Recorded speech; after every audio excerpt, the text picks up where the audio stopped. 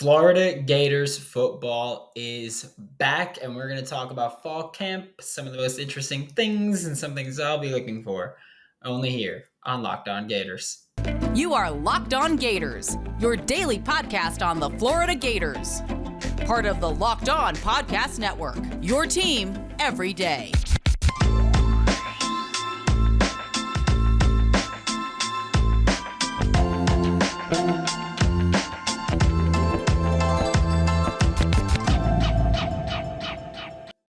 Hello, and welcome back to another episode of Locked On Gators, part of the Locked On Podcast Network, your team every day.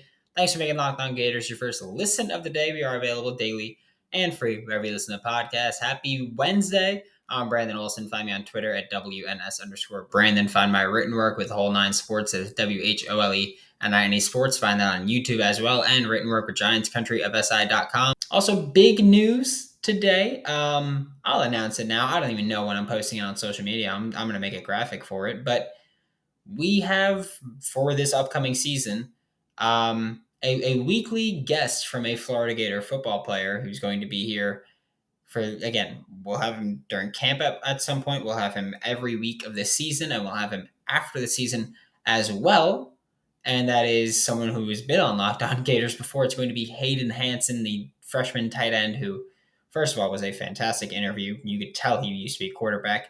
But he's also going to be in a tight end room in an offense that is so heavily oriented around around using tight ends and utilizing the tight end in this offense, where it's going to be really fun to talk about and kind of pick his brain about these things. So that's something to be incredibly excited about. I'm incredibly excited about, and I can't wait to get started with it. Before getting into today's content, just ask you to like, subscribe, comment, review. Let me know what you think of the show. Let me know how I can make it better. Let me know how I can make it worse. And I will not accept leave the show as a way to make it better. There's that. But getting into today's content, yesterday morning into the early afternoon was the Florida Gators fall camp press conference, because yesterday was the first day of camp. Today's the first day of practice. So yesterday was pretty much just report, and today was practice. And yesterday after the press conference, I went live to talk about it. So if you want to do that, it's a much more in-depth breakdown of it. But today we're going to talk about 3 takeaways that I had from the press conference, as well as some positional battles on the offense and defensive side of the ball that I want to see, or maybe not even battles, but just things that I want to see here. Like, press conference takeaway number 1 has to be discipline. Pretty much every single person, in fact, I think every single person that went up there spoke about discipline. And I mean, I think Mark Hockey put it best. Mark Hockey is, of course, the Florida Gators football director of strength and conditioning. Many people just call him strength and conditioning coach. He put it best, but it was, I believe, paraphrasing Mike Tyson, and I'm paraphrasing him now. So we're playing telephone with this quote, but it's, do things that you hate with the same energy you do things that you love. And that's kind of the discipline there of making sure you're being persistent in doing all these things, like working your hardest in things that you hate, as if you were doing something you love. And Mark Hockey brought up the example of, on Saturdays, it's easy to wake up and know that you're going into the swamp with almost 90,000 strong, and you're going to go play football and you're going to go put on a show. It's not easy to keep that same energy on a Monday morning at 6 a.m. when you have to go lift or you have to go do whatever it is that you have to do. So discipline was a big thing as well, and not just in terms of working out, but also Gervon Dexter specifically mentioned defenses going off sides. I don't think anybody mentioned the false starts, but we all know Kentucky last season was 17 penalties, I believe 11 of them were false starts, if I'm not mistaken. So it was just horrible last year, and discipline was clearly an issue the entire time. And Gervon Dexter also pointed out extracurriculars after the play, whatever it might be, pushing, shoving, jaw jacking, whatever it is, just practicing discipline and not putting your team in a crappy situation, to lack of a better term, in a crappy situation, just because you wanted to be aggressive and you let your tempers get the best of you. Then also with Gervon Dexter, there was a kind of big revelation there, saying that he was the one that said it, and Sean Spencer and Patrick Toney both touched on it, but that that Gervon Dexter will be playing defensive end. And that's an interesting one because, that's not really something that we've seen from him often. We've seen him do it a little bit, but now doing it at a full time, and people are getting a little weary about it. But here's the thing: here's the fun part about Gervon Dexter playing defensive end is that his role's really not changing much at all. Defensive end in this defense will be playing that 3 tech or 4 eye, maybe 4 tech, maybe even sometimes 5, but not usually. And if you don't know what that means, picture this is the offensive line right here. These are your 5 offensive linemen right here. This is the 0 tech right here. This is the 1 right here. It's a 2 eye, the 2, the 3 right outside the guard. 4 eye is right inside the tackle, and 4 is head up with the tackle. So he's still going to be playing that 3 right outside the guard, which that's going to be the D end here, or the 4 eye right inside the tackle. So that's not changing much. It's just because now instead of going with a typical 4 down lineman front, we're going to see a lot more 3 down linemen. We're going to see 3-4 defense. We're going to see 3-3-5. We're going to see a 2-4-5 as well, or 4-2-5, whatever it is. But we're going to be seeing Gervon Dexter playing defensive end in the same way where, in Madden, if you play that's the best way to put it. You play Madden, you play NCAA 14, whatever it is, and you're a 4-3 team. But you want to switch to 3-4, so you just take one of your defensive tackles and you put him at D end and you use a 3-4 playbook, and he's still lining up in the same spot pretty much. There you go. That's what we're seeing with Gervon Dexter here in this new defense. So it's nothing to necessarily be worried about. It's not even a major change. It's just is what it is. He's just got a new role there, and Sean Spencer was the one that was like, "Look, we're not worried about it because all of the things that Gervon Dexter does well will translate along that defensive line. All that technique, staying low, that's all the same thing. You're just shifting a little bit." Offensively, we got a little bit of news with Osiris Torrance kind of being the one that pointed out, but offense, we've been talking about this pistol, wide zone. We've been talking about that a lot, and it seems as though there's going to be a little less wide zone than we initially anticipated because, Osiris Torrance, first of all, was talking about learning how to power block in this offense. So we're kind of getting changed, and I'd imagine that's something Rob Sale is bringing over from the Giants. Especially with Osiris Torrance already being at Louisiana with Billy Napier, then coming over. The only change has been Rob Sale, and the only difference between Rob Sale now and Rob Sale when he was last with Louisiana is that he spent the year with the Giants, and they kind of ran the ball a little bit. So they would have to learn how to power block there. So I'm assuming Rob Sale is bringing that over from the New York Giants, as well as Osiris Torrance saying, you're going to see more play action passing and you're going to see more deep passes from this offense than you might have been initially expecting, which is great for us because that's what we want to see. We want to run the ball effectively, or we want to see the Gators run the ball effectively. And then when you run play action, defenses are going to have to respect that run. They're going to bite in and you throw a deep ball. So let's see it all on one play. We're about to take a look at some offensive positions that I'll be looking at, maybe position battles if you want to call it that, but we'll see. But first, a quick word from BetOnline, because if you think the Florida Gators will win 7 games or more, like myself, then you bet the over. If you think Florida Gators will win 6 games or less, then 1, you're a big dumb dummy. And 2, you're wrong. And 3, then bet the under. Right now on BetOnline, the Gators win total is set at 6.5 wins. BetOnline.net is your number 1 source for all of your betting needs and sports information, not just basketball, football, baseball, soccer, hockey, tennis, table tennis, cricket, darts, League of Legends, CSGO, not just all that, but more. You can bet on politics, economics, financials. I just slammed my hand, and all that stuff. Head to the website today or use your mobile device to learn all about the trends and action. Check out BetOnline. It's where the game starts. Thanks again for making Locked On Gators your first listen of the day. We are available daily and free wherever you listen to the podcast. Looking at these offensive, I don't want to say position battles, but it's things that I'm looking for at certain positions. First up, quarterback. Who's going to be our starter? No, I think we could all agree that it's going to be Anthony Richardson, and that should be the expectation. So there's that. But I'm more interested in looking at the backup quarterback because Anthony Richardson last year dealt with injuries, and for a few years he's dealt with injuries, and we've been told it's different this year, but doesn't necessarily mean it's true. You can't plan those injuries, so you don't know. So Florida's got Jack Miller III, who is, of course, the transfer from Ohio State. They've got Jalen Kitna, who's been here for a couple of years now, and Max Brown, the 2022 freshman, who was a Central Michigan commit, and then Billy Napier flipped him to Gainesville.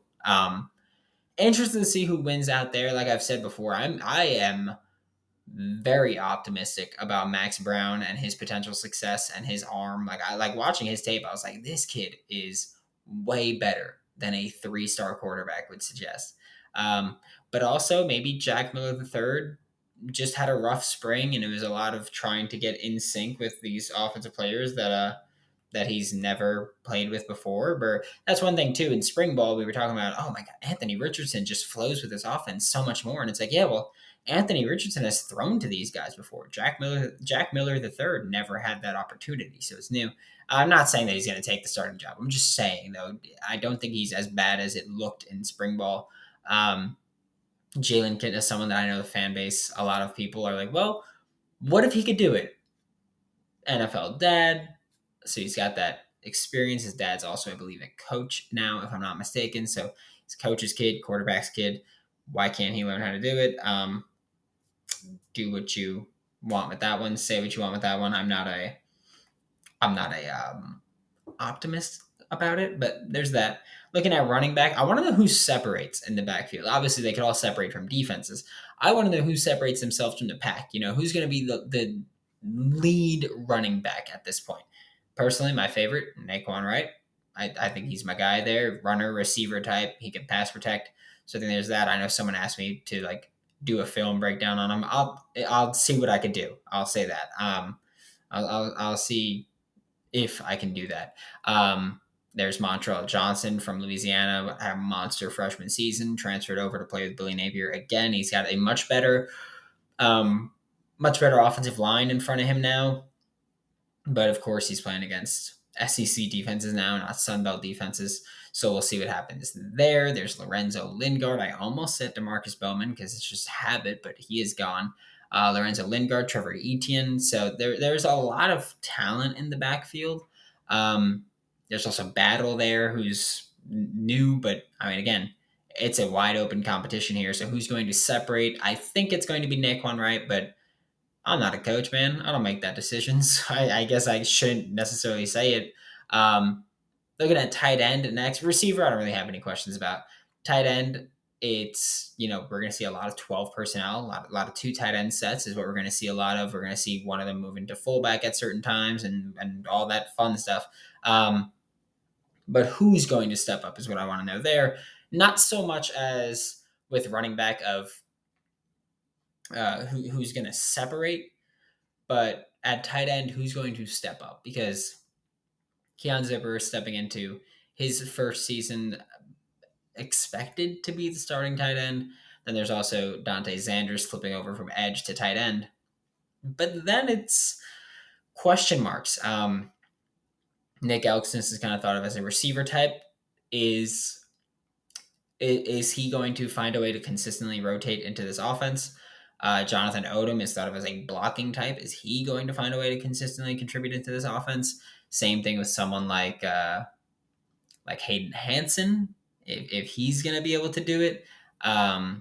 Same thing with Arliss Boardingham as a receiver, if he's going to be able to step in there. There's a lot of questions as just to who's going to step up in this tight end room, and I'm curious to see what happens there. And along the offensive line, it's pretty much just which group gets rolled out there.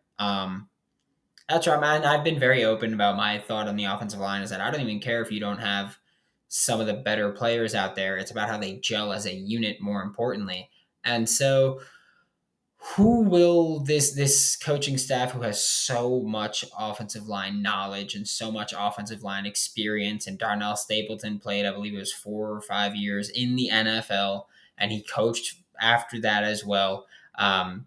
And Rob Sale, who just coached in the NFL for a year, Giants offensive line under him made significant strides, and they developed. And Billy Napier and Rob Sale have gotten guys like Robert Hunt into the NFL from Louisiana, got drafted by the Dolphins after a great Senior Bowl, and all this stuff.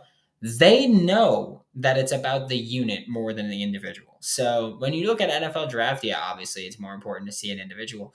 But when you're looking at building your offensive line from a team point, you have to look at which unit performs the best. And so that's why I'm curious to see who is going to be rolled out there come September 3rd. I think in camp we'll see quite a bit of combinations on the offensive line where we'll see Richard Garage out there, is left tackle. We'll see Michael Tarquin at right tackle more likely than not. We'll probably see Cam Waits there a little bit, but I don't think much. Austin Barber's, left tackle waiting in the wings for Richard Garage to leave. Kingsley Aguakun, I don't think he did anything to necessarily lose that center job last year. I think he'll maintain it this year. Osiris Torrance at right guard. There's Josh Braun and Ethan White looking for left guard. So it's going to be which combination works best. Like, we mentioned Michael Tarquin yesterday after the press conference, and it's like, well, if he doesn't gel as well with Osiris Torrance on that right side as, say, Austin Barber does, and you got to keep Osiris Torrance on the field, maybe Austin Barber gets to start at right tackle instead of left tackle, even though he's a left tackle in waiting. So it's stuff like that. But we're about to talk about the defensive side of the ball. But first, a quick word from our sponsors. Talking about the defensive side to wrap up today's show. First for me has to be defensive tackle. I initially wrote nose tackle when I was prepping this show prior to the press conference. And then things changed when Gervon Dexter was like, hey, I'm playing defensive end. Which again, we know is still going to be that 3 tech, that 4i, whatever it might be. But whoever's going to be listed as a defensive tackle will again still likely be playing nose tackle. But just defensive tackle in general, I'm pretty curious to see what's going to happen there. Because it's already a position where we were like, hey, there's not a ton of depth there. Maybe that's one of the reasons that they're calling Gervon a D end, and they're just going to go, Princely D end, Gervon D end, and then the D tackle's a nose tackle. Because again, I highly doubt Gervon Dexter's going to be lining up on the edge. That's just not what I think we're going to see. He might be the last defender on that line, but he's not going to be outside the tackle's shoulder often. So I'm not super stressed about something like that. But looking at nose tackle, Sean Spencer yesterday when talking about Desmond Watson, he was glowing about how good Desmond Watson could be, but he was also saying, Desmond Watson is working hard to even get into playing shape. So is he going to be ready for September 3rd? We'll see.